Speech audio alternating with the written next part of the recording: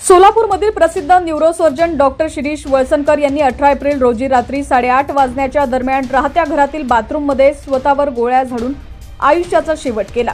हॉस्पिटलमधील प्रशासन अधिकारी मनीषा मुसळे माने या महिलेस शनिवारी रात्री अटक करून रविवारी न्यायालयापुढे उभं करण्यात आलं। न्यायालयानं 3 दिवसांची पोलीस कोठडी सुनावली आहे। या प्रकरणी डॉक्टर अश्विन शिरीष वळसनकर यांनी सदर बाजार पोलीस ठाण्यात फिर्याद नोंदवली।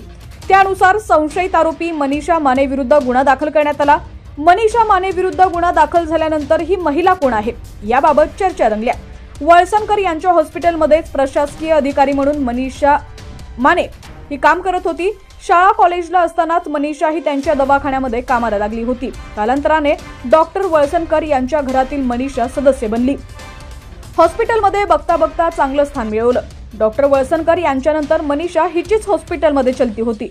डॉक्टर वगळता अन्य कर्मचारी स्टाफ सुद्धा तिला घाबरून होते। तिचे इतके प्रस्त होते की तिच्याशिवाय हॉस्पिटलमध्ये काडी सुद्धा हलत नव्हती अशी परिस्थिती होती।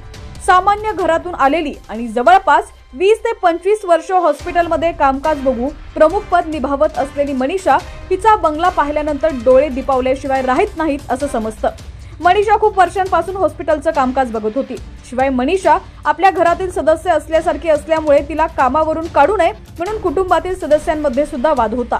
डॉक्टर शिरीष वळसनकर यांना तिने एक ईमेल केला। त्यात तिने म्हटलं की मी इतक्या वर्षापासून आपल्या हॉस्पिटलमध्ये काम करत आहे, पण आता अचानकपणे माझा पगारमध्ये कपात केली जाते, माझे अधिकार कमी केले जात आहेत, हे योग्य नाही। जर हे असं सुरू होणार असेल तर मी आत्मदहन करेन। तिच्या या ईमेल नंतर डॉक्टर वळसनकर यांनी तिला हॉस्पिटलमध्ये बोलावून घेतलं। अशा आत्महत्येच्या धमकीच्या ईमेलमुळे डॉक्टर वळसनकर यांना मानसिक त्रास झाला। त्यांनी तिला बोलावून समजावलं देखील होतं।